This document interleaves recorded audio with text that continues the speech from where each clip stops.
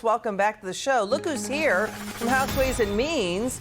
He's Congressman Greg Steube. Congressman, it's good to see you again. Okay. Hey, Liz, good to see you. Let's get right at it. Former President Trump in Wisconsin and Michigan talking about how Biden will destroy jobs and wages, getting rid of the Trump tax cuts. He wants to do that next year if reelected. We could still be in stagflation. We're only trending at 1.5% growth. That Trump is saying this is Bidenomics warfare on the working class, and now small businesses, they face a lot of anxiety over staffing, higher wages, higher interest rates, regulations, and I think Biden wants to double their taxes. What do you think is going on? What's happening?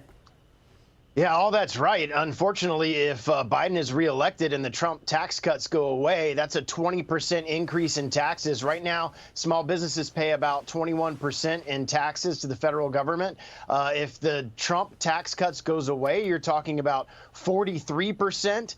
It's a 20% increase in their taxes, up to 43%. We had hearings in the committee where we had business people that came and said if those tax cuts expire, they will be forced to fire their workforce. They won't be able to expand their businesses, which means less jobs, less money to American families. On top of that, Biden wants to increase taxes by $7 trillion.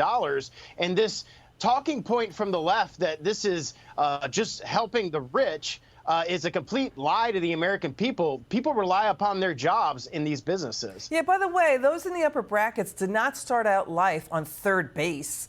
They started out at home plate and worked really hard. Listen to Trump sounding off on the economy under Biden today. Watch this. Inflation, remember, is a country buster. When you have inflation, that breaks countries. I mean, literally breaks countries, and we can't take that chance. So we'll see what they do, but it was sort of announced yesterday they can't do much with the interest rates. They'll have to remain very high, and it's very unfortunate. We had low interest rates, they have high interest rates. That's very unfortunate. When you compare my economy to this economy, not even a contest. We had the greatest economy in history, and now we have sort of a lousy economy.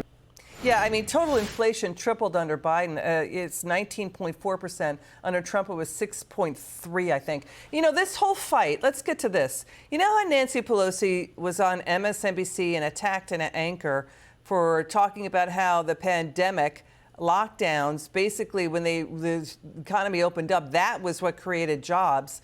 Pelosi was trying to blame Trump for pandemic lockdowns destroying jobs. So, you know, Biden's job numbers are totally phony. You know, he didn't create 9 million jobs, as Pelosi said. I want to make sure that what I'm saying here sounds right to you.